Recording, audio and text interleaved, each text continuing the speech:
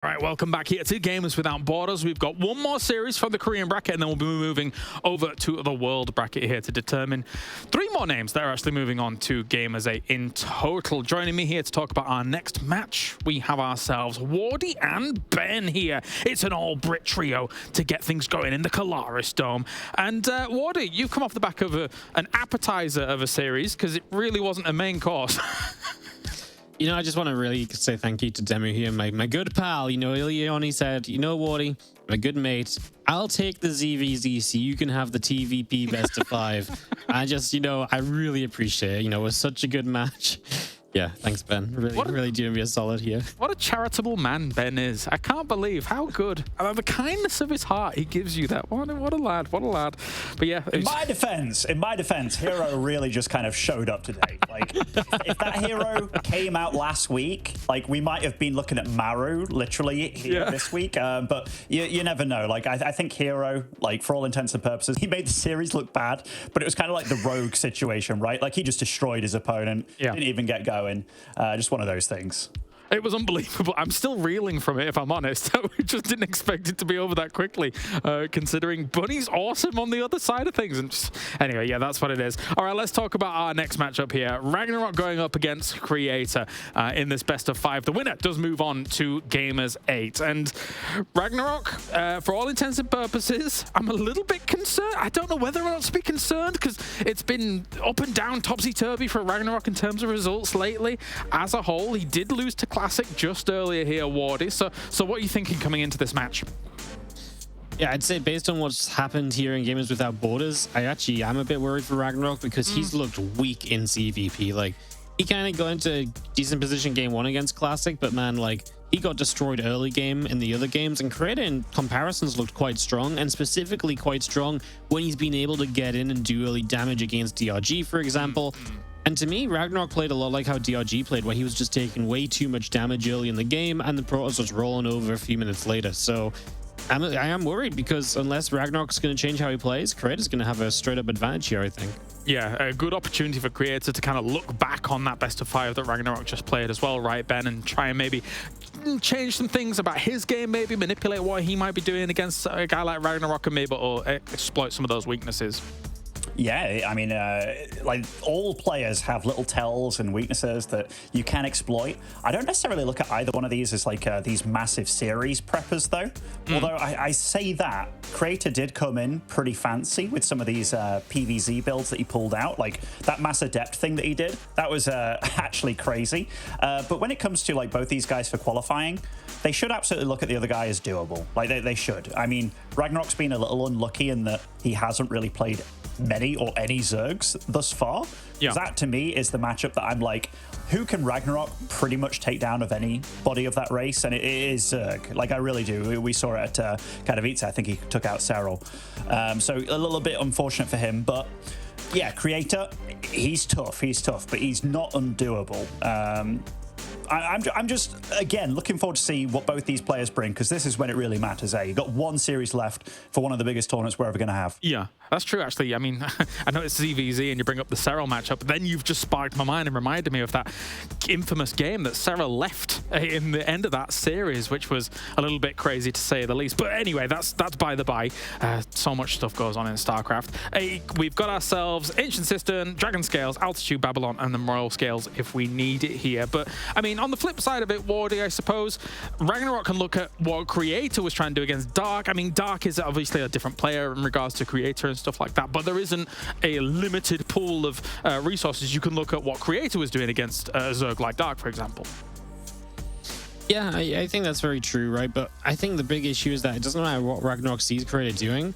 He just has to, like, sharpen up early game. Like, it's as simple as that. And True. that's something that seems very easy to fix, but it's really not, because there's, you know, everyone knows you're not meant to take damage to the first 2 Adepts or the Oracle or so, and you can look at how Creator moves those units, but in general, if, like, you just consistently have trouble getting in the right place, reading where they're going to be time after time, yeah, I think you're going to have a tough time here. And I know I keep harping on this kind of point, but That has to improve, and that has to be the first thing we see from RagnaroK to see him have a good shot in this series. If I see any more base trades from Creator, all right, I'm flipping this. I'm flipping this table. No, it's a different matchup. I don't think we'll be going there, but who knows? Who knows? All right, guys, thank you very much. Time for this best of 5 to get going. Time for this bracket to conclude. Who is going to Gamers 8? Will it be RagnaroK or will it be Creator?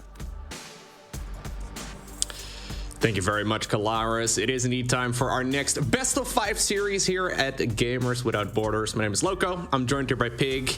Pig, how do you feel about this series?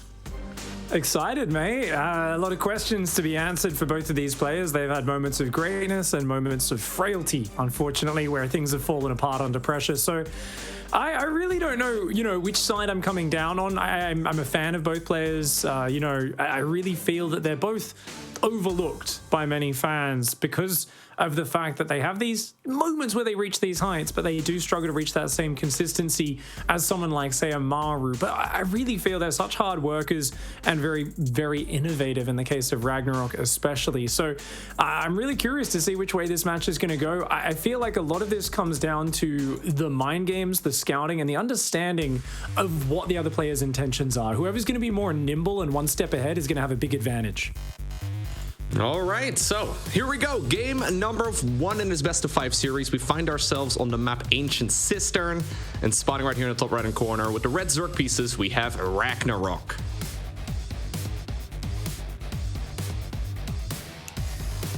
And his opponent in the bottom left side of the map in the blue, it's Creator.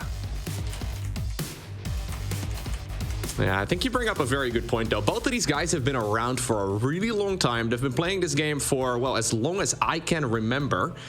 So it must be like 2010 or so, right? They've been playing this game for a long time, but both of them have always been overshadowed by other players from the Korean region. RagnaroK, for example, I mean, he's a great Zerg player. He's always been hovering in maybe like that, top 10 situation over in Korea. Well, maybe not all the time, but he's been strong for a while, right? But you have guys like Dark, like, for example, Rogue, maybe Solar, right, that just get a little bit more attention. And the same can be said for Creator. I think a lot of that comes down to just that consistency, right? These other players I just mentioned, and Hero, for example, for Protoss, they've been winning tournaments. And that is one thing that these guys, I mean, they've won a couple too, but not as consistently as these other top level Zergs and Protosses. Sometimes it feels like the other players are just a little bit, more gifted, and that RagnaroK and Creator have to put in so much hard work to keep up that level. But boy, have they done it, man. The last few years, they went from middle of the pack, high level, top, high level pros in Korea to actually making GSL finals. I mean, Creator had a famous match with Rogue, which was really the closest Protoss has taken Rogue in a finals pretty much ever. And then it was a very, very close finals. I think the score was 4-2 at the end, but a few of those games could have gone either way. And obviously RagnaroK versus Maru had a series where he didn't do as well by any means. Maru is, of course, the best possible opponent to be facing. RagnaroK's style of Zerg versus Terran, because he's very good at turtling against the mass baneling stage in the mid game, and he's also good at out multitasking him in the early game. But this is a Zerg versus Protoss. This is a matchup where it can turn on a dime, because the Protoss is very reactive and they want to adapt to what the Zerg's doing. Zerg also quite adaptive and reactive. It's not as much of a mechanical war where it's about kind of speed and harassment and multitasking like Zerg versus Terran or Protoss versus Terran even to a lesser extent. This is going to be very much focused on understanding what's coming in each direction. And already, interesting start for Creator. He delayed Warp Gate to pretend he was going Stargate. And then he goes and puts a Twilight Council down. So RagnaroK will be under the impression this is a Stargate build, and we'll see when he figures out that he's been tricked. Yeah, this is something that Creator does time and time again. So, of course, the Stargate being 150 gas, the Twilight Council and the Robo Facility are 100 gas each. The Warp Gate upgrade also 50 gas. You can play some tricks with that very first Overlord Scout. It's looking at that cybernetic score. RagnaroK obviously knows exactly at what point that Warp Gate upgrade is supposed to start. And by seeing the timing of that, he can determine, hey, I haven't seen your tech structure, but because you decided to delay the Warp Gate research, it's likely going to be a Stargate opener. Anyways, Creator trying to play some tricks here, delaying his own Warp Gate, but then going for a Twilight Council into Glaives.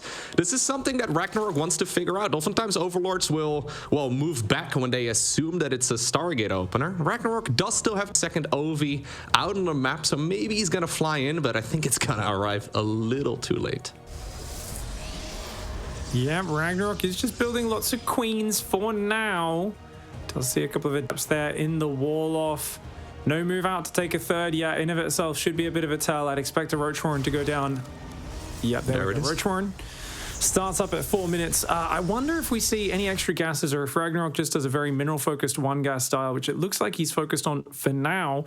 He's even going up above 40 workers, and that's probably good for him because Creator's taking a third gas and probing. This is not the hardest hitting adept timing by any means. The Overlord will go in for a sacrifice, spotting the Warp Prism, and these adepts are going to be coming across that map.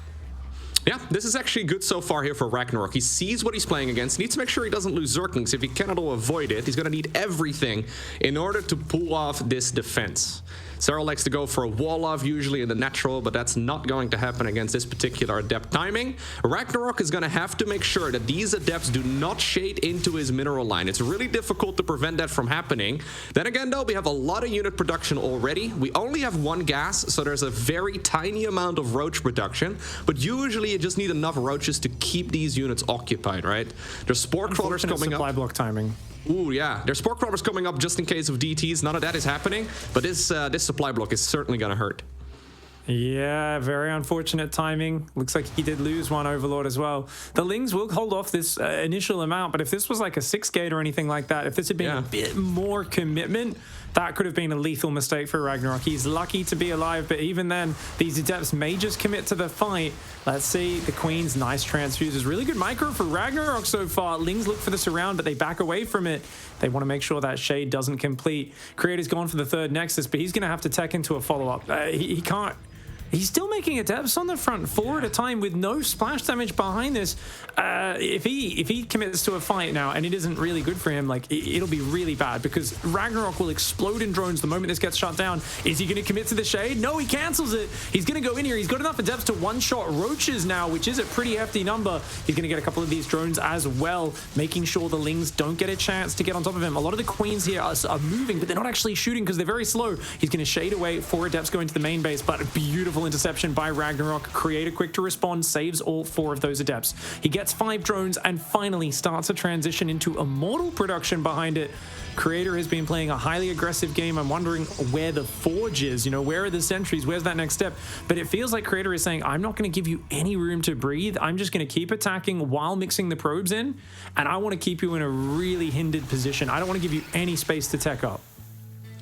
Yeah, beautiful defense right here by RagnaroK, right? It's critical that he doesn't lose a whole lot of drones. Now, he wants to power out more workers. You already brought that up. He really wants to, well, finish saturating the 3 bases that he's got. It's important that he doesn't get too carried away right here and making those workers because there is a very strong power push coming across the map here from Creator shortly, too.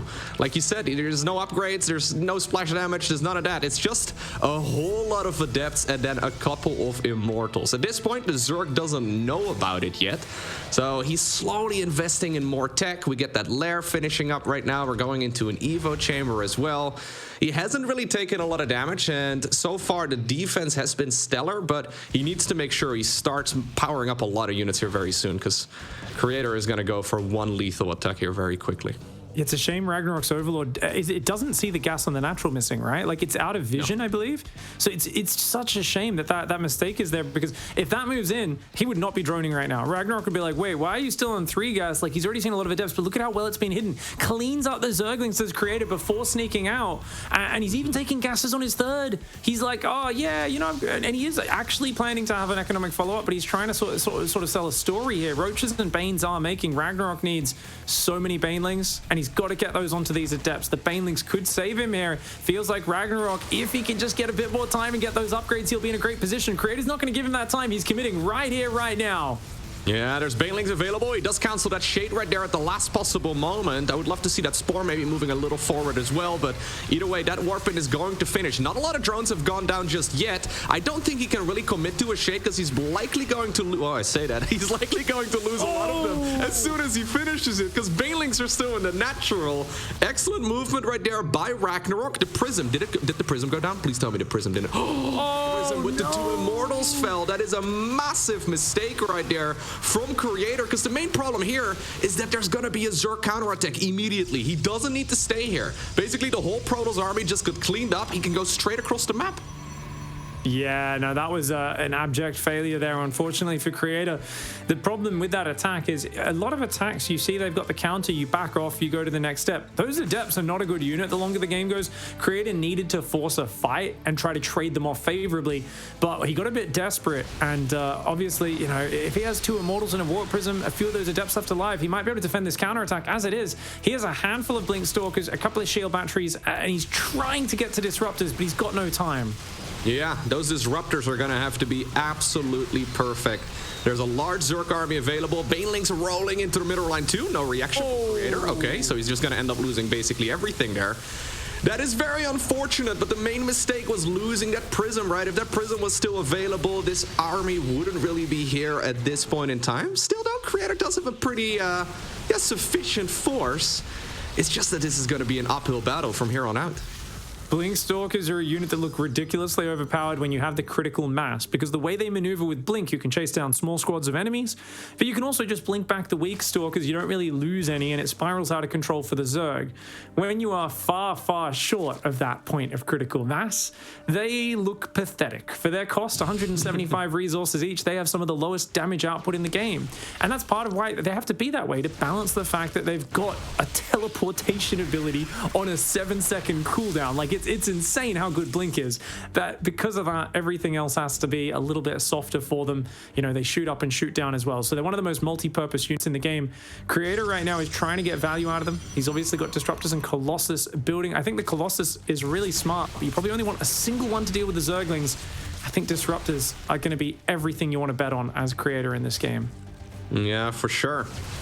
Creator is going to need those Showtime hits that we saw yesterday against Elaser, where, well, we saw a lot of Disruptors blowing up the entire Zerg army. I am a little afraid, though, that RagnaroK is not going to allow that. His army, well, it's nearly maxed out right now. He's got +1 done as well for those Zerglings. That makes them so much nicer against those Stalkers.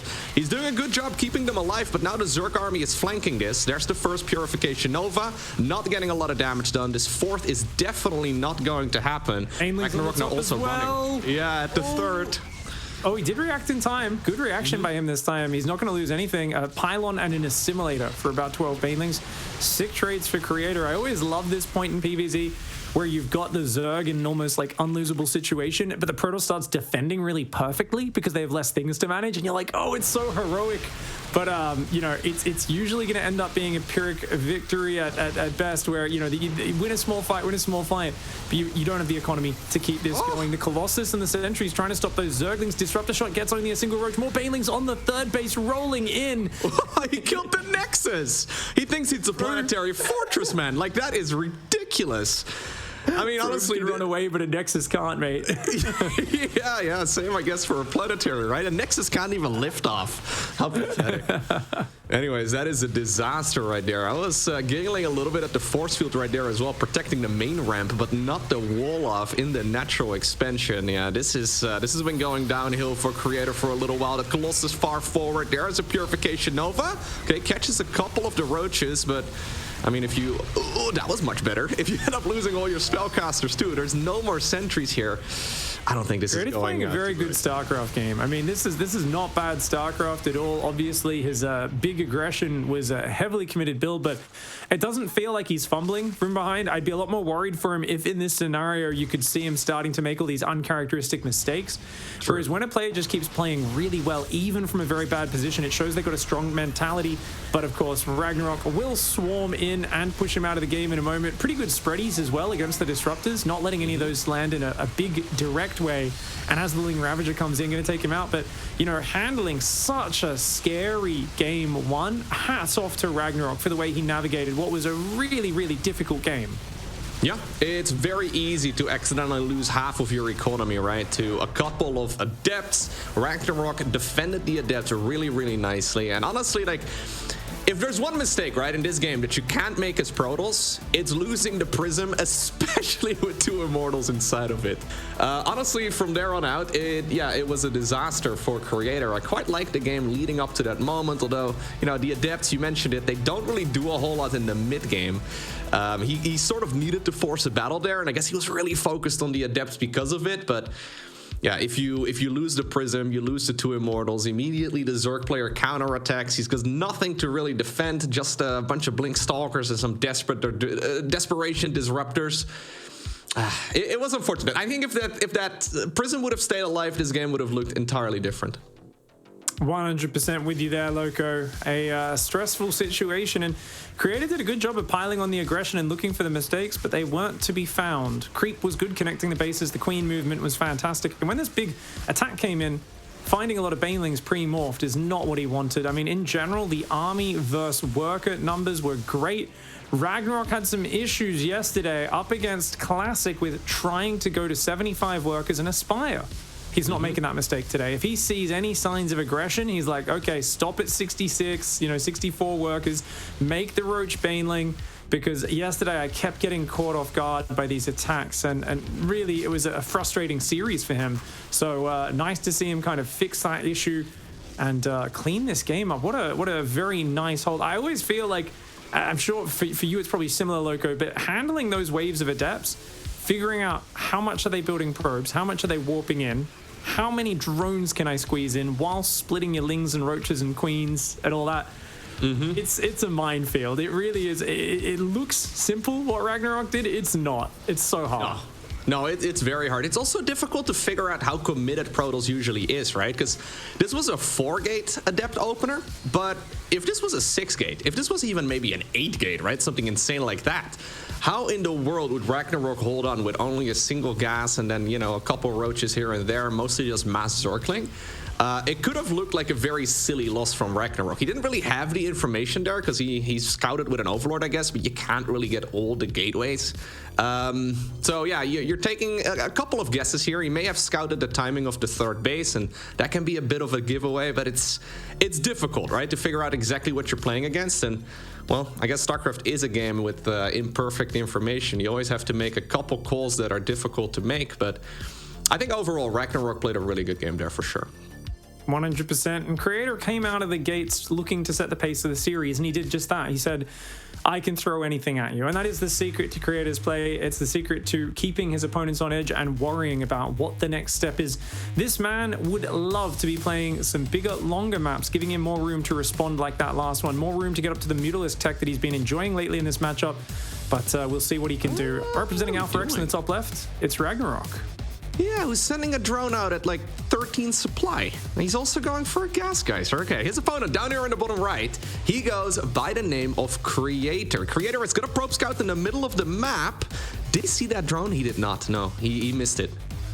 It really looked like RagnaroK had sent it just straight to the other side, and then you could see his screen jump to the drone and it changed path to the right, like just in time to make sure they didn't get spotted. Hatch block is a brilliant strategy to really mess up your opponent's build order.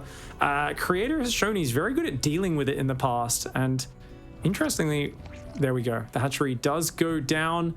And what's the response? There's a few ways you can handle this. You can take a 3rd base. Very unlikely he'll do that against Zerg. A lot of the time you'll go double gas, which he's choosing, and you'll try and get out a few either adepts to counterattack or go straight into very quick Stargate harassment and delay your nexus. 2nd gateway is on the way. Sometimes you see Protoss players delay their natural till like 4.5 minutes, like really late, and just be like, hey, dude, you built a hatchery on my side of the map. Have fun with 4 adepts, 2 oracles, and we're staying basically on 1 base versus 1 base economy. Yeah, this is one of those games that is difficult, though, for the Protoss, right? In my mind, Protoss is also always incredibly build order dependent. You can sort of say the same thing for Zerg and for Terran, too. But for Terran, I mean, you finish your barracks, you go ahead and make a factory. You finish a factory, you go ahead and make a starport, right? It's not as complex as it is with Protoss. It's difficult to figure out exactly what the best move is right now for Creator and how to navigate this. I know that, for example, I believe Showtime, last time I saw him play against this, he made 1 Zealot and pulled 4 probes. Creator goes for 1 Zealot and 2 probes, and then a 3rd one joined in as well. He's gonna just, okay, I thought he was gonna just let it finish. That is another option, actually, where you do just, well, force the Protoss to kill that expansion, and there's a little bit of creep left over too. RagnaroK also not going for the option that Zergs like to go for sometimes, where they go hatch into a gas, into a pool, so they take both of the naturals, I suppose, right? With the first natural being taken on the Protoss' end of things. He decided to go for well, a hatch gas pool, but I guess the hatchery was built on his opponent's side of the map just to try and throw Creator off a little. Yeah, if you go 3 hatchery, you are a lot more exposed to the Adept Oracle, and it really incentivizes your opponent to lean into that. Creator is going for that Adept Oracle counter pressure. 4 Adepts are on the way. He's moving across the map with them, as well as the Zealot might come across as well. He's going to have the Stargate. Zerglings and Speed are building. Now, there was a really cool detail earlier, by the way. Shout out to our observers. They've been so on point, Mapu and Nyal. They actually caught RagnaroK canceled a drone earlier, because he wanted 300 minerals to start the hatchery before the probe got there to block it. So he's been like really showing cool adjustments, but he's got to show the Zerglings. He's going to get the surround. Nice surprise. Wow. Yeah. That is actually huge. You're not supposed to be losing this. There's a lot of links as well. This is RagnaroK preparing for like maybe a double or a triple Adept follow-up here, but yeah, there's quite a few of them available here already. He's got enough links though to deal with them. So even though this is obviously quite expensive for the Zerg and he really does need to power up some workers here eventually, I think that's what he's going to do right now. He should be able to defend against the Oracle too, even though he doesn't know that it's coming. He's been powering out quite a few of those queens at this point, so he should be okay. Getting 2 more Adepts would be massive. Oh, I think that's 1. Yeah, one of them barely survives there. 1 hit point. Very nice. Creator's got the next coming up. He's going to go Robo afterwards. It's going to be one of these builds from Creator. The Creator special. He's probably going to get a couple more gateways and have the latest Twilight and Forge of all time. Gets him a lot of units in the medium term. And does actually go for a Twilight Council straight away. Oracle's going to come in. He's going to get 1, 2 drones. He's going to try to get a 3rd, but you don't want to lose that Oracle and already deep in the red. Yeah, I don't think I like losing that much HP on the Oracle for 2 drones. I mean, it's better than nothing, I suppose, right? It's better than it going down, that's for certain, but this is tricky. Now it's difficult to get much done with it. He decides to sneak it away, and it does end up falling. He should have waited just a little bit longer. Those queens were going to be needed for the next injection cycle for sure, so Creator maybe a little out of the flow here, right? And that's sort of what happens most of the time whenever we see a hatchery block. Maybe the hatchery block itself doesn't deal that much damage, but Protoss gets thrown out of their game a little bit. Oh, yeah, and he feels like his position's a bit weird now, so he's like not got a 3rd up. Creator's trying to go for an Archon drop here. He's going to go 4-gate Archon drop, try and take a 3rd base behind it, I would imagine. His probe count, though, is down about 10. If RagnaroK can start making some roaches in the near future, he'll be good. Is there a roach warren up just yet? No, he starts it right now. It's very late, but as long as he gets them out before the Prism warps in the Archons, you know, it should be okay for RagnaroK. And the greedier, the better, some would argue. If he can cancel a 3rd base attempt once, it's almost game over at that point. Like, Creator is very far behind economically already, so he really needs to do some counter damage while getting his own economy up behind this. And he has to cancel the warp in. Oh, yeah, this is like a house of cards right now for Creator. Everything's going wrong. It has started crumbling at the very start of this match. Now he may very well end up losing a couple more units here as well. This is rough, man. Being forced to cancel those High Templar that are forced to become Archons, it is incredibly tricky. I mean, he's got one of them right now. He's not going to lose the game right here, right now, but he is falling further and further behind. Okay, Creator is going to try and take a 3rd Nexus. He still has the Prism on the other side. He's got some gas, so he could make a couple more Archons. Okay, he needs a little bit more. One Archon is not going to really do much. No, but Creator is working with a budget right now, mate. You know, there's a lot of people will say, you know, it's like, hey man, why'd you fight that so badly? He's like, well, they didn't give me any guns. They gave me a point and the other guys had guns. It wasn't a fair fight, you know.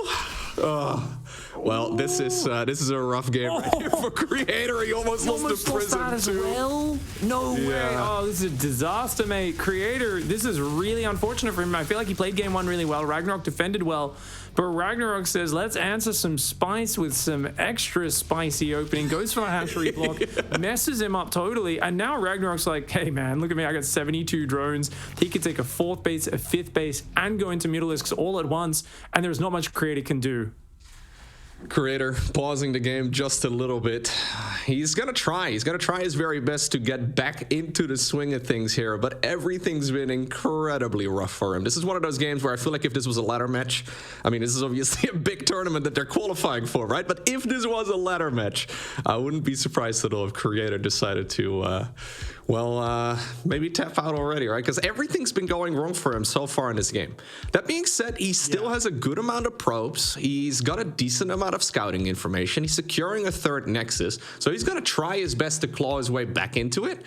But this is certainly now RagnaroK's games to lose, right? RagnaroK really needs to massively mess up if he, well, is to win this game. Yep, numbers wise, I mean, if RagnaroK decides to play like a bit of a zombie, and I'm talking old school zombie, 1950s zombie or something, where they just kind of walk really slowly and they just like walk into a choke point, the Zerg really needs to go full Silver League here to just like find a bunch of bloody immortal disruptor up a cliff or something and just run into the cliff. Yeah. It's a very hard situation numbers wise. Like, you can't even see it reflected how bad it is right now, because the supplies are like a 30 difference, but it's a lot of roach supply, but it's the economy here with that third only now coming up and no tech that can answer the Spire. Has he seen the Spire? There is an observer here. I don't know, he doesn't know about it, and that is going to rub salt in the wound as well. RagnaroK is just about to bring out about half a dozen Mutalisks. There's nothing Creator can really do about it. This is not the type of game where he can afford. Did he just? Oh my god, he lost the observer there too. No, this is not the type of game where he can make a a photon cannon in every single mineral line, right? That's not something he can afford doing at all. So if those mutas, they take like the long way around the map, they dive into the main base or the natural unscouted, I have got the feeling that Creator is going to tap out at that point. Now, we do have a hallucinated Phoenix. Okay, seeing these units coming in is super nice, because then you have some time to prepare. This is not necessarily about winning. It's about bravery. It's about showing the Zerg we will not surrender. It's about finding good fights in the midst of the chaos. Creator starts building Phoenix. He's got to scramble some stalkers up in that main base. His Forge only now starts. He can't even drop cannons. And that is, of course, a very big problem. Enough mutas to one-shot the probes there. It takes 5 to one-shot. There's 6 of them, so 1 extra for good measure. And he's going to bounce between these bases, taking advantage of the immobility. There's no blink.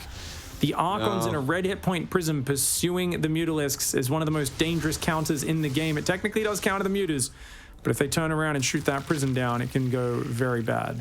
Yeah, RagnaroK not really taking a lot of risks here either, right? I actually really like the fact that he's just going to try and go for an all-out push right now. He knows his opponent is preoccupied. Ooh, that prism could have gone down there, I believe. But anyways, he knows his opponent is busy trying to deal with these Mutalisks, and that means that the Roaches, Ravagers, Lings, and Banes, they can get a tremendous amount of damage done. He could wait until he's got Baneling speed, but does he really need it as he is collapsing on top of this entire Protoss army? The battery overcharge is nice, but I don't think that's going to be even remotely enough. Yeah, I mean, Creator's standing there with his men on the front line saying, hold, hold. You shall not. He needs to go full Gandalf, man. They've got pointy sticks, and there is a literal billion bugs running in their direction. I mean, you'd have better bet fighting off a locust swarm with a fly swatter. It's an impossible battle for the Protoss. Yeah, I like the fact that Creator stuck in there, right? There's always the chance that your opponent messes up, especially when there's a lot on the line.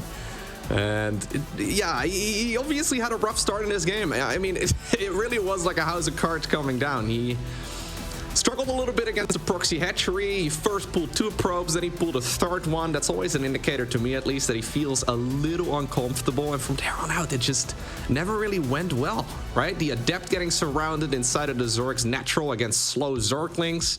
The Oracle here getting picked off as well. I mean, it was a rough game right here for Creator. Interesting choice to only go single Oracle, then into the Zealot Archon sort of follow-up. It didn't line up correctly, though, unfortunately, for Creator. His natural was already so late that by committing to the 4 gas follow-up, it meant his third was just, very, very late. The Archons had way too much weight on them to do damage, and it tells me that he was kind of feeling like RagnaroK was going to do something super aggressive to catch him out. So I think RagnaroK wins the mind games in this one, gets the proxy hatch to mess his build up. Creator then expects him probably to come in with like a Ling Flood to cancel the quick third, so he chooses not to do it, to go away from the Stargate play, and get into a ground army to defend, say, a Queen Walk, or like I said, a Ling Flood to cancel the third. To me, it felt like Creator was worried about the Phantoms. You know, out there in the fog of war, there's a lot of scary Zerg attacks that could be coming across the map, and RagnaroK already put him on an edge with the opening, pushed him away from what he was comfortable against those attacks with. Creator felt like he needed to take extra precautions, and RagnaroK started to run away with that game. Yeah, very fun style right there, though, from RagnaroK, right? Going for the proxy hatch is not something we really commonly see at this level of play. It's one of those strategies that, technically speaking, if, you know, StarCraft 2 was an Excel spreadsheet, is inferior to just going for a standard hatch gas pool. Well, on your side of the map, that means the hatch gas pool. But it can definitely throw your opponent off a little bit, right? You can try your very best and yeah, play a game after falling in that weird situation as Protoss, but all your timings are going to be a little bit different. Where do you send that Oracle? Do you go 2 Oracles? Do you go 3 Oracles? Even though this game has been around for 13 years now, there's still a lot of unexplored territory, and I feel like the proxy hatch may very well be one of them. Even though it's not something we see all too often, it can be really strong, like RagnaroK just showed us. 4 Oracles into Mass Zealot. That's the way to go every game. Come on, Loco. There's no questions. None of this silly 3 Oracle, 2 Oracle into Blinkstalk is lame. Mass Zealots with the 4 Oracle or die trying. That's what I always say. But nah, of course, there's unlimited options in terms of which direction you want to go. Yesterday, we saw Creator go Oracle, Void Ray, Oracle in one of his games, I think on Graspen, which is, you know, really good for just denying your opponent's vision, but it's a scary investment to put all of that into air units because it delays your next step so much. But that is, of course, the mind game that goes into StarCraft. If you get caught investing too much in those air units and the tech and all these fancy things, sometimes you do get overwhelmed by a big ground attack, but other times it pays off because you're really limiting your opponent, you're harassing them a lot harder, and getting things done. Creator looked really good with his harassment yesterday in the early game. I'd like to see a bit more of that. More Oracles, more Adepts, and go back to a more standard style of play against RagnaroK, who in these oddball games seems to be excelling. Yeah, you're definitely right. I'm curious to see what RagnaroK is going to do right here in game number 3 as we find ourselves on the biggest map in the map pool. Spawning right here in the top right-hand corner of Altitude, we have RagnaroK. No drones this time around, by the way, moving across the map just yet. He would have already needed to send one. His opponent's no doubt going to be happy about that. In the bottom left, representing Abydos, it's Creator. And Creator wisely took a break there. Asked for the 3-minute break there between maps that he is entitled to after the 3rd map. So it's in the rules. He's allowed to do that. And you know what? When the train is going in your opponent's favor, it's one thing tennis players I've learned from watching them, and that suddenly your leg gets injured a lot of the time, right? When you're on the downswing of momentum, oh, we need to call in on the masseuse. We need to get a bit of a leg massage or something, you know? Pretty much every sport that allows some sort of stoppage, you want to be very tactical about when you do that. And you know, Oliveira did it versus, Rainer, I think it was, in the big semi-finals match or quarterfinals at the World Championship. And, you know, he kind of spoke about that, saying he saw Rainer really wanted to play and was sitting there spamming, saying, go, go, go, go, go. And he was like, I'm going to take this break as long as I can. So hopefully Creator can get himself kind of, you know, situated, get his mind in the right spot. No, you're definitely right? When momentum is going in your opponent's favor, anything that can throw them out of it and you back into it is, well, something you want to try and make use of. It's very easy, though, for players. I notice myself, at least when I'm losing ladder games, I'm like, okay, next one, immediately, even though I've just had the most frustrating loss.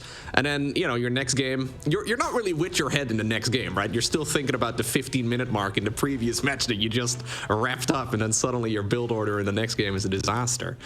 Creator just taking a little bit of time to breathe, reconsider the game.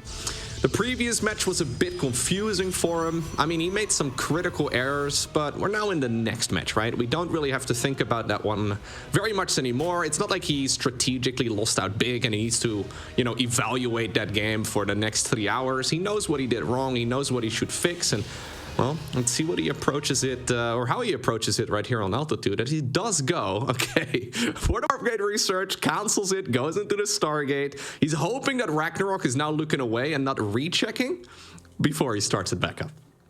Yeah, RagnaroK would have been paying attention at the right time, though. Yeah. Definitely would have seen that. And always something every Protoss player does out of habit. Hey, might as well start it, get the 50 gas back, cancel it, start it again a few seconds later. I'm worried for Creator a little bit because he didn't want to play the Stargate macro game. He picked Dragon Scales. That was his map pick. But this is back on RagnaroK's map pick. So RagnaroK, it seems more comfortable on big maps, more room between him and the Protoss, more time to respond and adapt. He seems to be happy with.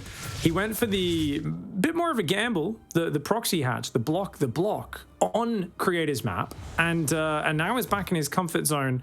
So as much as I was asking for Creator to play this Stargate style and bring it out, it's really unfortunate that he hasn't put any fear into RagnaroK. RagnaroK's going to be playing a confident game, and we're going to get to see what he has planned for the rest of this series, because this will be his best big map strategy coming out here. Yep, he's gonna need to, right? Going for an adept push on a map like this is, well, you could technically pull it off, but everything is just simply going to arrive like 10 seconds later, and it really hurts over the course of a game, especially when you're, well, fighting against a Zerg who's trying to squeeze out as many drones as possible before they make an army. It's not going to be Oracle into Phoenix into Oracle, but it's Oracle into Void Ray. Now, personally, I don't really like the Void Ray that much, but I'm curious to hear your thoughts. Generally, no, but Creator has made it look very good yesterday, and I understand how it can work. Now, the Void Ray Rex Overlords, you can actually use it as a budget Oracle as well to just come in and pick off drones. Double Adept Shade in. 2 drones already. Nice. 2 drones and mining time. If you can get a third, that would be great, but good micro by RagnaroK. Move those lings in front. Got the surround. Gets back to mining. Now, overall, 2 drones is not amazing for 2 adepts by any means, but there's mining time as well. There's disruption. So as long as you don't throw too many more away, then that's an issue. And oh, I think I see why you made that noise now, Loco. What the heck? Yeah. It's a second Void Ray right now on the back it is. So we see this from time to time, right? I remember Zaun playing this some time ago before he went off to the military. He was going for some Oracle starts and then into a single Void Ray. And the Void Ray is nice because, well, you can't really die off of it, right? It's very difficult to lose the game in the next couple minutes when you have a couple of those Void Rays. Going for 1 Void Ray, not super uncommon. Going for a second Void Ray, that is a bit weird. Do you then just go mass Void Ray? Do you go into a third as well, or what's the plan? Is he gonna rage play as if this is the old patch? Is he just gonna like keep building Void Rays off 1 Stargate? Yeah, he's gonna go for the third. Yeah, so he's gonna be going for Void Ray Turtle. I'm trying to remember. Do you go Disruptors with this? What's the Twilight for, I wonder? Yeah, exactly. The Twilight Council here is a little bit funky. He could go for some strange 3-base all-in, I guess, if he really wants to. If this is going to be charged or something along those lines. Yeah, it is going to be charged. Templar Archives as well. Yeah. Okay, so Archon Zealot Void Ray? And Disruptors as well. I believe he'll go Disruptors as well. It could just be Zealot Archon Void Ray, I guess. But the Disruptors will definitely be the next step after a 4th base goes down, if he can get to it. Zealot Archon Void Ray. The Void Ray is very good for focusing down roaches. They actually do really good damage. But obviously, denying a 4th base right now seems to be pretty effective. Yeah, but like, does RagnaroK even want a 4th? If this is a nice push from Creator, I don't even really know if he necessarily wants one. There's a lot of gateways coming down. I don't think he's gone for a Robo Bay, so if he doesn't have a Robo Bay, he's not going to go Disruptors. These Void Rays really confuse me, man. Okay, that's not what you need at this point, Mr. RagnaroK. Going for the Spire here. Those Void Rays, maybe they're just to try and force out this particular response. RagnaroK seems to be very keen on making Spires and, well, Mutas in general. I guess even Mutas can sort of work, though, right? I mean, Mutas definitely can work against the Void Rays, not versus the Archons. Obviously, in a macro game, Creator's army is not very mobile. It's not very good at tracking it down. He's going for the Robo Bay now, so he is going to add those Disruptors. But how do you secure a 4th base? And definitely, if you're going 4th base, Mutas look very good. A big Muta swap into mass Muta is fantastic. Creator, he doesn't know yet, right? And that's a big problem. He's going to go for the attack in the main. He's going to drop the Archons, warp in 8 Zealots. So it's an attempted bust here. The Void Rays go after the Queens, trying to defend this Warp Prism. He's going to start warping in those Zealots. The Archons appearing inside the main base. It's a big surprise maneuver, but there is so many roaches moving up that ramp. Yeah, he was more than ready for this. RagnaroK wasn't sure exactly what he was playing against, but he's got plenty of stuff to push all of this back. And this is a rather big investment right here from Creator. He's going to end up losing those Zealots for, well, basically a whole lot of nothing. He needs to kill something, man. Okay, getting the snipe on the 4th hatch may actually justify this attack. Yeah, he did spot the Spire as well, so he's building Phoenix behind it and Disruptors. It's 3 base versus 3 base. I was going to say Creator not having a 4th is terrible, but you take out the 4th of the Zerg, it becomes okay. It's playable from here. It's still awkward. He's going to go second Stargate and try to get more Phoenix production. I mean, Phoenix counter muters pretty hard. I think RagnaroK could go mass muter Corruptor to overwhelm, but it looks like he's already back into ground. Evo Chamber, Baneling Nest on the way. Zealots getting ready for a run by. They get caught. Yeah, getting those Zealots over here is definitely nice. They're not the most expensive units, but they're still 100 minerals each, right? So this definitely allows RagnaroK a little bit more comfort here.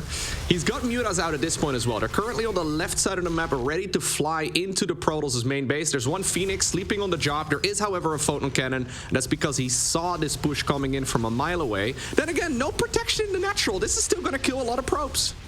Yep, and interestingly, he's not making more Phoenix with those 2 Stargates, just an extra Void Rays. Does start 1 extra Phoenix here. Oh, this is getting really awkward. The Prism barely survives, pulls over to that right side. RagnaroK's going 4 bases behind it. He's also got an Infestation Pit.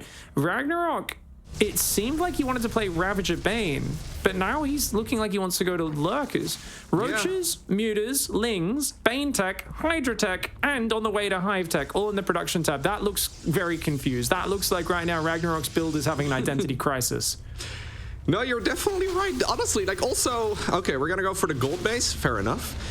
For a little bit, that Creator had a Void Ray and a Phoenix on the production tab. Just looks so awkward. We never really see those units combined on a production tab. He's got a few, though, still available. Now there's another small group of mutas ready to fly in. This is going to be quite nice, I guess, at sniping those probes. He's just trying to deal damage wherever he can.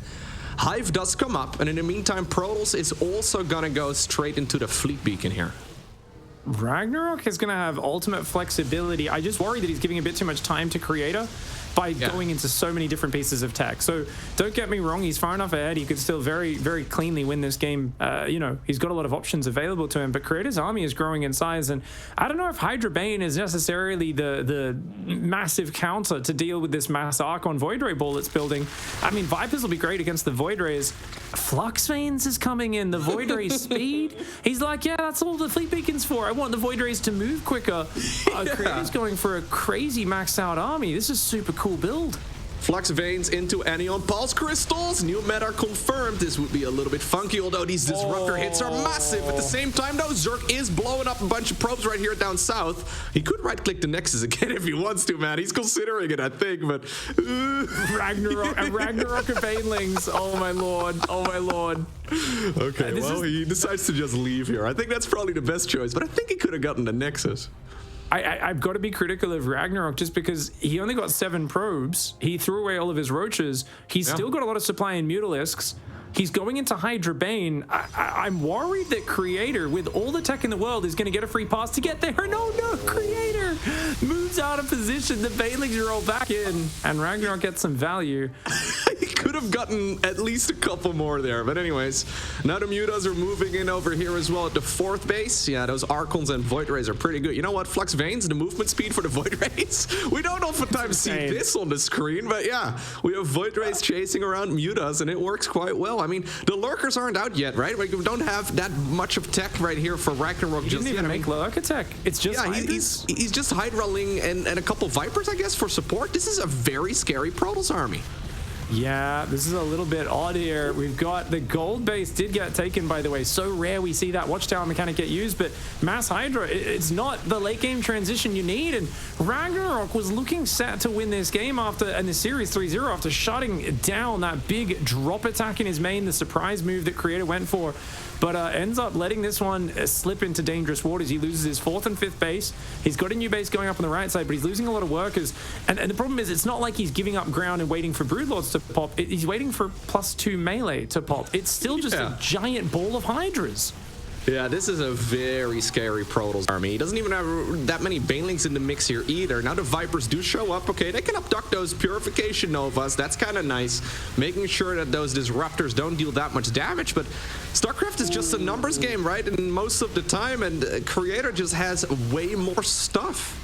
The cool thing about Creator's build is if he survives, like, you're like, how do I counter the Void Rays? How do I counter the Archons? At the end of the day, he just has a ton of high-quality Protoss units. It's very difficult to deal with that unless you have an elite Zerg army.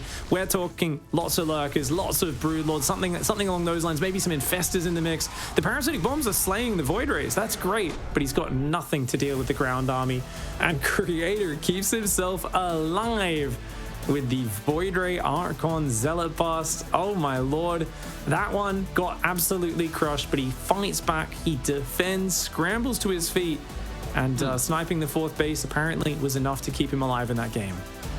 What a funny little game right here on Altitude, right? So there's a little bit of a parallel between this one and the previous map where both players decide to go for unoptimal strategies, right? Strategies that usually aren't played that much at this level of play. We have the proxy hatchery into a macro game in game number 2 of this series. And now in game 3, we have Creator going Oracle into Void Ray, and then a strange Zealot push, I guess, with a couple Archons in the mix too. I think RagnaroK probably was also thinking, yo, I've never seen this before. What exactly is my best move? And that's what ultimately allowed that strategy to work right there for Creator, because I don't think on paper that it's that great of a push. But yeah, it's not something RagnaroK has a lot of practice playing against, right? So, well, the worst thing you can do to a StarCraft player is making them think while they're actually playing the game, dude. We think in replays. We don't think while we're playing the match. That's it. You want to act. You want to do your problem solving after the game, before the game. You want to get in there and you just want to play the game, right? You don't sit there scratching your head in the heat of battle going, oh, maybe we should try this thing out. No. That's for the practice room. That's for the ladder. That is not for the tournaments. And I think RagnaroK overthought this one because, remember, it was set up for a Ravager Bane follow-up to the Mutas. If he commits just to a big old Ravager Bane while the Mutas are keeping the Void Rays distracted in the main base, I think he can kill them. Take out the Archons when there's 3 or 4 Archons and a couple of Stalkers and whatnot, you know? But going then to Hydras and Vipers and losing so many Roaches on the left of the map, so many Banelings on the right with run-bys that didn't achieve a lot, very, very dangerous. Because remember, the #1 goal of Zerg versus Protoss is Protoss has the units that counter your units. You can maybe talk Supreme Endgame, it's okay for Zerg if they're very good with spellcaster usage, but otherwise in the mid-game, all the Protoss units hard counter yours. The problem for the Protoss is they build slowly, they're very expensive, you need a lot of production facilities to get them, so they're not nimble. It takes them a long time to build a certain type of army. Zerg, you drop that Spire, you build 20 Mutalisks. Bam, in the blink of an eye, you've got an air army. You build a Hydra Den, bam, you've got 20 Hydras. You're swapping back and forwards. But if you get yourself stuck on a big mismatched army, suddenly you can't find a way to trade. And if that Protoss maxes out, you are in big, big trouble. He's not going to make that mistake again in this series. I still believe he's got momentum on his side. Representing Alpha X in the top left of Babylon, it's RagnaroK. And all the way in the opposite corner, playing a cheeky game 3, we have Creator. I mean, to be fair, that is what Creator does, right? The man doesn't just go for the standard triple Oracle into Blink Stalker style every single game like we very commonly see from other Protoss players. Creator has been mixing it up for a very long time. And yeah, he's probably the only Protoss out there at this level of play anyways that's got practice playing the style that he did in the previous match. I can't imagine he plays that a whole lot himself either, but well, it worked out brilliantly right here in this best of 5 series. He also took a bit of a break, right? I'd like to think that he was sitting there, I mean, maybe drinking a glass of water in the kitchen. He's like, you know what I need to do? Oracle into double Void Ray from the Stargate. That is the solution to the problem I'm facing here today. And honestly, it worked out really well for him there. Yeah, I mean, the thing is, you give RagnaroK a big map, RagnaroK will want to play Mutalisks. This is something he's shown, and Creator knows. So, I mean, if you hit them right as the Mutas are popping with a big Zealot Archon attack, that's an awesome way to play. You build Void Rays. You said maybe he was trying to bait him into going, you know, Mutas as well, force him into it. It's like, yeah, like that's awesome. It's also an attack. I've seen him do something similar at one of the Home Story Cups versus Serral on Data Sea. This vague memories popping into my head of him. Same thing, flies into the main, drops the Archon, starts warping in, and it was kind of similar. It was actually even worse. Serral killed the Prism before the Zealot warp-in finished. He had like 7 queens happen to be nearby, and it was just a disaster. But I remember watching it and going, oh, that sometimes that just kills the Zerg. The Zerg's a bit out of position. You get the few queens, start getting the drones in the main, and then they're funneling up a ramp into 3 Void Rays, 2 Archons, and a bunch of Zealots. And it's like this terrible fight for the Zerg player, especially if they've just been putting money into too much tech, droning their 4th base. But RagnaroK, he got punished like that so many times yesterday that he's like, no, I'm making 25 safety roaches, even in a game where I want to swap into muters. I'm going to be ready for those attacks. That might open up the room for Creator to be a bit greedier himself. At the moment, he's been, you know, aggression. It might be time to go straight to the macro game. Yeah, he decides to once again open up right here with a Twilight Council. So we've already seen him have a little bit of success, I suppose, with the Adept play. I wonder if that's going to be the case here as well. The alternatives for going for Glaives are, well, usually not great, but maybe Creator has come up with something. Problem is, Zerglings have managed to run in, and Stalker, yeah, it's going to be able to shut this down eventually, but RagnaroK is now going to be able to see this coming in from a mile away. He obviously doesn't see, okay. Oh my god, losing this without dealing any damage would kind of suck at least. Okay, 1 drone going down so far. Well, if he can't gets 2, that'd be huge. Yeah, you can't see what is happening inside of that Twilight Council, and I guess now that the Zerglings have been dealt with, he decides to go into a Dark Shrine. So maybe he can still play a bit of a trick on his opponent. Obviously, Dark Templar into Archon drops are amazing, but it also delays your 3rd base for quite a while, right? So it always feels like a dicey build order to me. There have been some 3-gate variations where the Nexus does get up at a reasonable timing. It's much more powerful when it's completely unscouted, though, or when the Zerg really underestimates it, just assumes it's Glaive Adepts. So part of this is usually selling the story. So what you want to do is you want to warp in to 4 Adepts here and move those out with the Warp Prism to really sell the story and get the Zerg to be building Lings, building Roaches, building Queens, and basically do anything but build Spore Crawlers. If you can sell that story, you've got a good chance to make this work, but I don't know if Creator actually has enough Adepts to sell that story right now. Yeah. I've seen that strategy you're talking about as well. I know that MaxSpecs, for example, has been messing around with that a little bit. You can definitely throw the Zerg player off guard, so maybe that's exactly what the plan is right here. Did the Prism... Yeah, okay, I was going to say, I thought for a second our Observer was trying to indicate that we didn't have a Prism out yet. That would be insane. Okay, Spores are starting up right now. Spores, of course, are detectors here in StarCraft 2, so he should be able to defend this. And even though he doesn't know exactly what's coming, he's got a very good idea. Really good Spore placement. Notice that's pretty close on the inside of the base, so it's actually going to cover a lot of the in-between area. Remember, a lot of the players are used to there being spores because they know the lair is very delayed. They sometimes get in the middle and catch rallying drones, or they get the Zerg to pull their army all to the natural, and then they dive in on the Spore Crawler on the 3rd. In this case, he's just going for his own quick 3rd base. He's got to defend it, and 5 Adepts there well prepared. Very smart play by Creator. Creator realized, look, this has been scouted. It's not likely to do big damage. So I'm actually going to focus on the defense. Warp in the DTs, the Adepts at home, get the 3rd Nexus, get the Forge, and just do very light pressure on the front. This is a very smart way of making sure he doesn't just get bopped out of the series. Okay, the Zergling's trying to deal some damage here, but the Shade already activated. That's going to be a couple of dead Zerglings. In the meantime, though, it was trying to serve as a little bit of a distraction, so maybe the Prism would fly a bit too deep into the main base. I think what RagnaroK is doing right now is the right call, right? Just have enough units to defend at home right here. Maybe have a couple Zerglings at the front, but mostly just drone up. Usually Zergs, they like to go straight to that 3-base saturation, and from there you can kind of test what you want to do. Either you want to go for another base, which would be fair enough, or you can just make a ton of Roach Ravager and go. It is going to be Blink follow-up for Creator, but a lot of times players play Charge from here. So I'm curious. Okay, I was going to say, I wonder if he'll try to play Swarm Host. Like, Roach Swarm Host is so good versus Charge Lot opening. The Evo Chamber and the Baneling Nest are there. The Prism spots him as well. So Creator's like, cool. You're taking a 5th gas. You're going into melee. You know, melee upgrades Bane speed soon.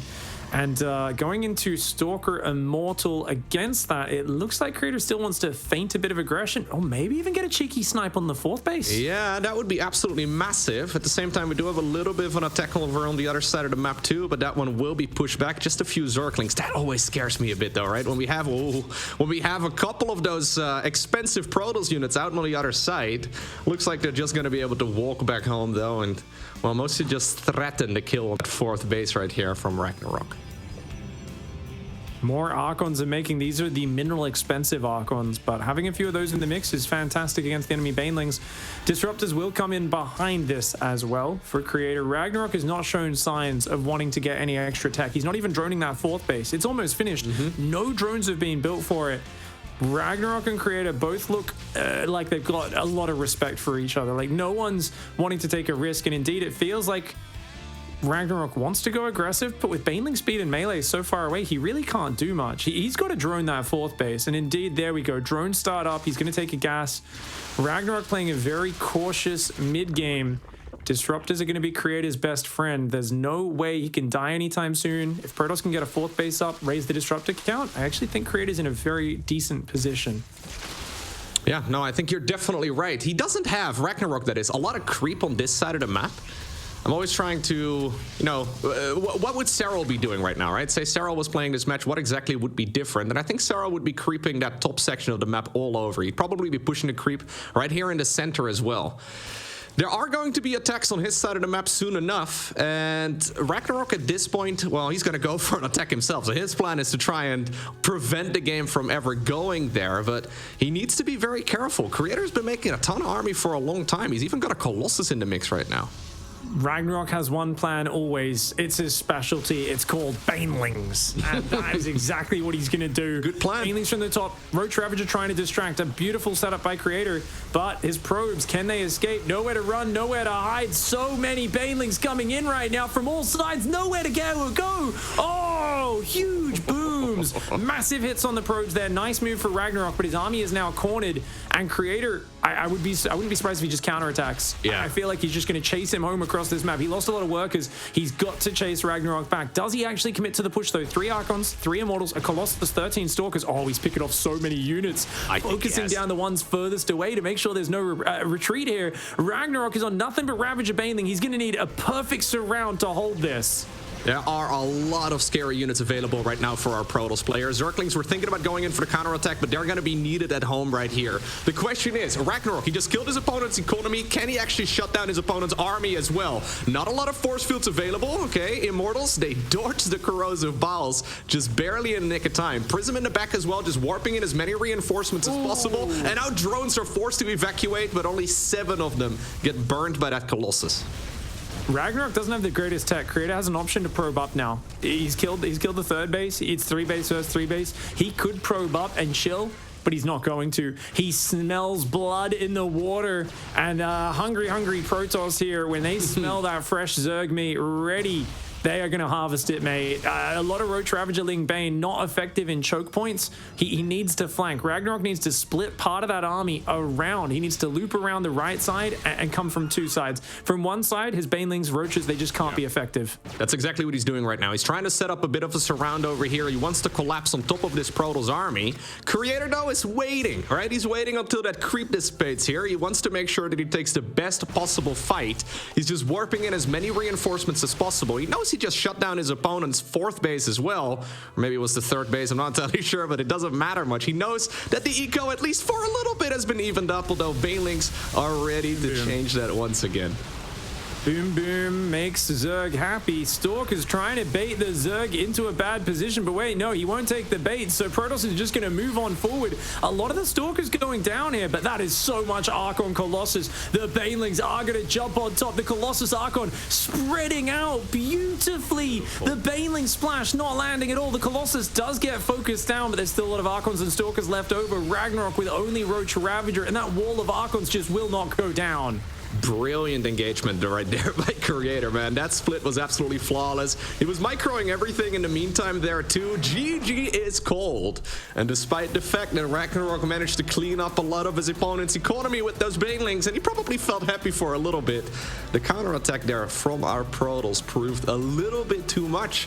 And that means we're going to game number 5. The priority is always lowering the army count, right? We're kind of talking about at the end of the previous game. RagnaroK, by going for the economy, that's good. 20 probes is good. But I guess what we didn't really have time to take stock of was the units lost, which I guarantee you was awful for him. A lot of Roach Ravager went down. And because there were batteries healing, almost no Protoss army units fell. Often, attacking their economy is a way to make them come out and defend it, and that exposes them, right? So you can pick them off. He's even picking up and dropping Archons. I think I saw 1 or 2 Archons get popped. Everything else survived. A lot of Zerg army went down for that. So this is just super costly. And you could see the patience that Creator showed. He got in the Zerg territory, kept him pinned on just a very basic composition, but then he built the numbers until that composition hit its expiry date and beyond that. Yeah, for sure. I actually think one key aspect here as well is that Creator was chasing those units as they were going back home, right? You brought it up. He blinked forward a couple of times. I think he must have been able to kill like 3 or 4 Ravagers there and a couple of Roaches too. That was really nice for him because, I mean, if this final fight actually just had a handful more units for Zerg, I think it could have looked entirely different. That seems to be usually the way that StarCraft goes. Just a couple units make all the difference there, and honestly, really impressive there by Creator, right? He could have... I think it's very tempting there for him to go straight onto the creep and to try and end the game right here, right now, but he saw, okay, I've just taken out one of my opponent's bases. I roasted a couple of his drones as well. I'm gonna just snipe the creep tumors, warp in a couple times, and then I'll go when the creep is gone. And I think that was a really clever move. That made those Banelings and Zerglings just that much slower. It allowed the Archons a couple additional hits in as well before the Banelings connected. And ultimately, I think that's what allowed him to win the game. I love that that's this new thing I'm seeing pop up more and more in the last month or two of Zerg vs Protoss. Is these armies sitting there pre-spread 2 screens away from creep, like just sitting so far back, and the Stalker's poking forward to be like, come on, come fight me over here, buddy. Hey, it's like Protoss have learned from Terrans. They've said, hey, those Terrans are setting up those tanks and Marines spread across 2 screens. You've got to do it against mass Baneling, and especially against a guy like RagnaroK, who's known for running ungodly amounts of Banelings into his opponent's army. If you clump up everything, if you just F2, select all army key, run it forwards, units clump like crazy. This is the downside of us having such a smooth engine in StarCraft 2, the pathing being so good. Those units clump up, splash damage becomes wildly effective, but Creator showed the power of the spready. And the fact that the Ravager Bane, yes, it can beat a clumped up army. Not so good when your opponent's spread out. This player had a fantastic start to the series. He's got to try and find his way back to those winning strategies. He can't let this one slip away. A reversal would be soul crushing. Up here in the top right, it's RagnaroK. And his opponent down here in the bottom left. In game number 1 and 2, he never really got started, but in the game 3 and 4, he's been playing incredibly well. He is Creator.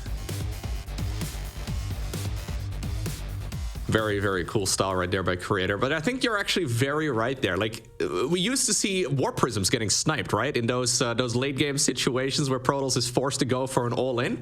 But Creator's Prism there was a mile away from the fight, or at the very least not close enough for RagnaroK to even consider sniping it. Protoss is definitely have taken a page out of Terran's book there, right? They've been fighting it a little bit slower, taking a bit of a breather at the edge of creep, warping in some more reinforcements, sniping some tumors, waiting for the creep to disappear, and then they go, which is honestly a game changer. If you would have gone straight onto the creep, I'm not entirely sure it would have happened. I think it would have worked out quite a bit worse right there for the Protoss.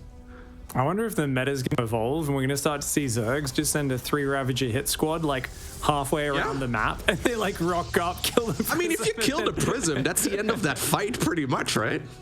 Yeah, the Protoss is going to have to like basically chrono and you want to cross the map, be a bit more passive in the meantime. So you never know. Hopefully one day the dream comes around. Always funny when you see the kind of strategies and counterplays start to evolve like that. But Royal Blood is our map. This is our deciding map.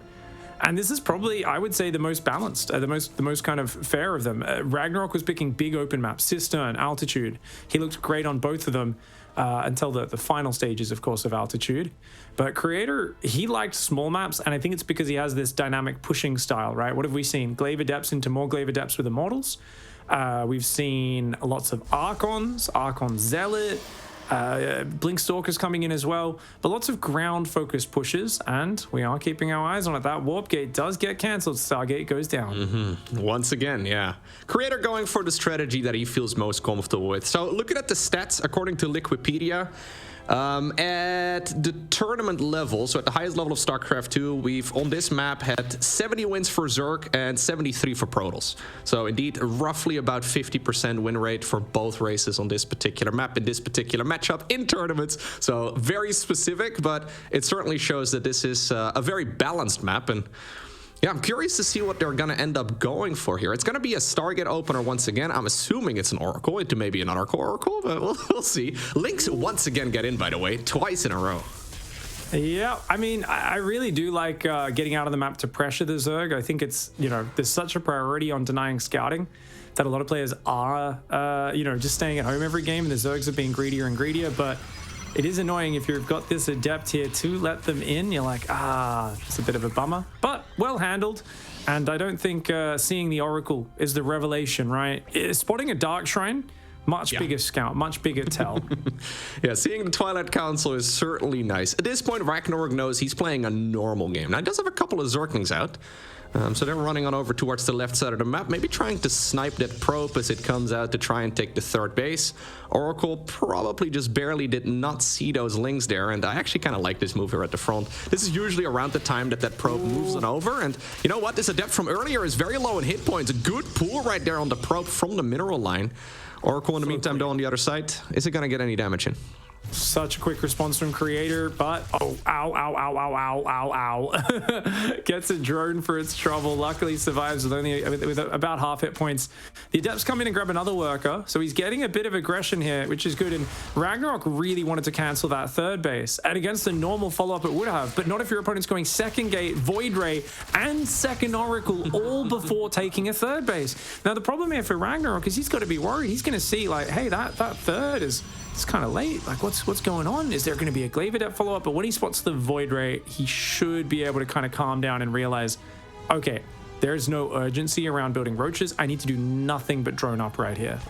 Yeah, no, he definitely needs to get some workers going. There's not that many threats other than some flying units, and Queens and Spores take care of that quite nicely, right? So he did hit a bit of a supply block right now, so that kind of, well, he just fixed it, but he was forced to make a couple Overlords all at once. That does slow down the Zerg economy a little bit, and Creator almost 10 workers ahead there for a little while. Okay, instant recall as well. Doesn't want to lose these Adept, but yeah, okay, one of them still ends up falling. Straight Bailing Nest right here as well, so maybe a little bit concerned for some sort of Twilight Council follow-up. That is going to be coming, but yeah, not yet. Very nice pickoff. Getting a second Overlord. RagnaroK's behind in this game. He's losing more drones there. Both Oracles are still alive. Yeah, they can't do much more of that. They are heavily damaged, but the thing is, RagnaroK playing Ling Bane, he wants a quick fourth. He should already have that started. He's on the upper handful of workers. Yeah. Sorry to cut you off, but yeah. No worries, mate. Supply block after supply block. There was one earlier when the Void Ray popped. Now another one. And the problem is that RagnaroK knows the situation he's in. He's starting a lair at almost 6 minutes. The only thing really going for him right now is that obviously Lings are great versus Blink Stalkers, and that is the matchup he's playing. But the Oracles have survived. There's no fourth base. He can't really take a fourth because the Void Ray and the Oracles are patrolling. And Ling Bane without extra hatcheries, it's terrible. So RagnaroK is in a tough position. He's going to need to play an excellent couple of minutes just to survive. Yeah, exactly. There's gonna be more where this came from our Protoss player, and RagnaroK right now playing catch-up. I love the targeting right there on the drone. Good attempt by Creator, who's gonna try and morph, burst down that hatchery. Barely off creep, out of position away from those queens. Okay, doesn't want to sacrifice the Void Ray to try and get it, and I do believe that is the right call, but still, this is an uphill battle right now for RagnaroK. His economy is not that great. A couple more drones may very well end up going down here as well, though. Good movement here. That Oracle is so low. He's lucky that Queen blinked. If RagnaroK just did nothing and let the Queen keep shooting, the Oracle would have gone down. Sure, Harstem's excited. Negative micro, a new concept he's been talking about. Something which a lot of us streamers are special at. Stalkers are going to defend that base for now. He knows it's Blink Stalker. Hydra Den going to go down. So RagnaroK's committed to Hydra Bane at this point. And that is a pretty good comp versus Mass Blink, but with Creator only on 58 probes, no gases on the third, this is a gigantic assault. With the Protoss up in army supply quite heavily, it's going to be so hard to hang on. He's got to get rid of the pylon. He gets one. He gets both pylons and the probe. Huge snipes for RagnaroK. He's going to cut off more probes coming across, but there is a pylon just behind it. Yeah, there's already so many Protoss units out as well. Creator right now grabs the supply advantage too. 10 Hydras are coming, but they're without upgrades. Zerglings in the meantime trying to be annoying, trying to make sure that the reinforcements do not show up with this fight. Okay, well, I mean, if the Hydras get all of their upgrades done, this is certainly manageable right here for RagnaroK, but that is just simply so many units. Creator blinks forward as well. The drones are pulled away from their mineral line too. They're gonna try and just soak up whatever damage they can, but it's critical he doesn't lose too many of them. The Lings got held by Zealots in the choke point on the run by as well. These are slow warp-ins, and they catch one or two of the warping in Stalkers. Nice moves here for RagnaroK. He's actually taking a bit of a supply lead right now. Those Lings cutting off multiple pylons, doing the backstabs, forcing lots of Zealot warp-ins at home. He's going to loop around and go for the third again. Every unit he forces to be warped in at home, and every unit that's not a Stalker is so effective. Banelings, though, I don't know if that's necessary. I feel like he just needs to beat the army, and putting money in anything but Lings, Hydras, and Queens to hang on at the front might be a little bit of a mistake. We'll see how it goes. The Stalker's still microing very well for Creator. Neck and neck, 62 army supply versus 62, but RagnaroK has the fourth up to the left. He's moved his drones there. 65 workers. The Banelings are going to come in, and that is good night. Third mineral line for the Protoss. Yeah, I was wondering where those Banelings were going to go. I'm with you. I don't think that would be great in this fight, but he, of course, is hunting down the mineral lines instead, right? That is exactly what RagnaroK loves to do. Using mostly just Hydras and Lings here at the front. He does lose a base, but eventually he did get that fourth hatchery up on the left side of the map that almost got denied by the Void Ray. So that means the Creator now has to take every battle on creep, and I don't know if I really like that for him. Then again, though, the Stalker count is absolutely massive. Upgrades are kicking in here for the Zerg player. Creator needs to win this game in the next few minutes, or he's gonna fall horribly behind. It's an army of all Queen Hydra. The melee upgrades don't help that. They help if you let, the Zerg mass up Ling Bane. He's not getting to that point. So that is one thing that is, good for Creator, is that the upgrade is not the most important upgrade right now, but there's real urgency behind Creator's position. He's up 36 army supply. Unfortunately for him, 12 of it is in slow Zealots. He's got to pick these Banelings off so the Zealots can do absolutely anything. Creator looking rather desperate while also having a massive army supply advantage. I think he can do it. I think he can just commit. I think at this point he can blink on the Hydras and win the fight, but he's gonna have to do it soon. The numbers growing for the Zerg. Another Stalker gets picked off. This is coming down to the wire. Creator is so close to making the reversal happen. 40 army supply ahead. He has 38 Blink Stalkers on the map with 3 more warping in. A pack of Hydras. They finally get the move speed upgrade. They've got Groove Spines. They've got Muscular Augments, but there's just no Lings, and without Lings to deal with the Stalkers, it's a hard fight. Creator's gonna go for it. He's committing in with everything. Yeah, beautiful engagement right here by Creator, playing it incredibly cautiously. I think he could have made this aggressive blink forward a little bit sooner and saved himself a lot of tension, but in the end, he makes it happen. Creator wins the series 3-2. Therefore, he qualifies for Gamers 8. Pog, man. Poggers reversal from down 0-2. Creator. Insane. What the heck? People out there doubting, people saying this guy always crumbles under pressure. He's too emotional. Well, he just put paid to that and says, no. I'm going to the big time, the big $400,000 tournament. I'm going to be at Gamers 8. Brilliant series right there by our Protoss player. I'm honestly so impressed, man. I feel like that very short break that he took after game number 2 may have very well been pivotal, right? Like he clearly wasn't having a very good start of this series, but he completely re-grabbed himself after game 2, and honestly winning 3 in a row against somebody of the caliber of RagnaroK, who's playing really quite well here. Just incredibly impressive right there from Creator. Beautiful. Well, of course, that was a great run, and what a story to get us going from a lackluster start of the series to turning it around. A great pleasure to cast. Let's hear from Kalaris. That's right, back in the Kalaris Dome, absolutely unreal. What a series coming out initially. Gentlemen, I've got Waddy here joining me alongside Ben, of course. When we started this series out 2 games in, honestly, I thought it was going to be a dud. I thought it was done. I thought it was cut, and we were going on to have RagnaroK at Gamers 8. But what grit Creator showed here in this series. Ben, that was a phenomenal watch. Super well played to him, man, because he is a guy that has struggled in the past, like emotionally. Yeah. Not only do you feel it sometimes with his play, but you see it because he's so visual about it, so open about it. You don't often get to see that from the Koreans, but being down 2-0, and I mean, RagnaroK was just playing solid. He was also doing some weird stuff with proxy hatches and stuff, but just handling it well. But then Creator, he really dug deep. Even this final game, it was kind of touch and go.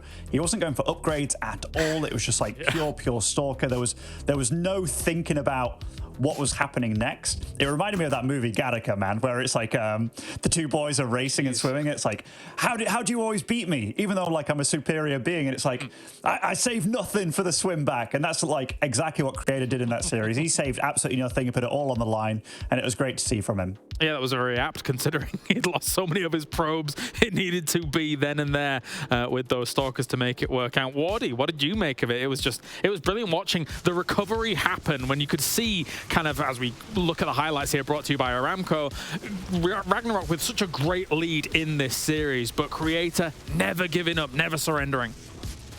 Yeah, no, I mean, looking at this kind of first couple of games, it was just not fun, right? It was like, oh, Creator.